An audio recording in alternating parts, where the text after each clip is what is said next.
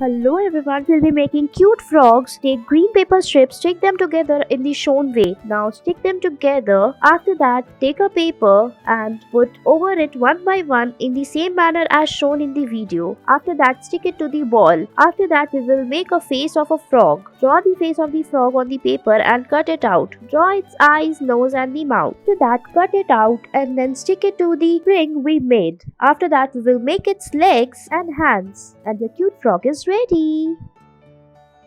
Next, using clay, we will be making cute insect. Take a yellow color clay and put earbuds on it as shown. Now take another clay and stick them together. Make its eyes and it's ready. Next, we'll be making a lady bee. Take a green color paper strip, fold it from the between and then again fold it as shown in the video. Now take two red color papers and stick them, make its body and head and it's ready. Next, we'll be making a crossbow using earbuds. Take the earbuds and tie it together as shown in the video with the help of a rubber band. Now take black rubber band and tie it from the between. Now put them together and it's ready. Thanks for watching.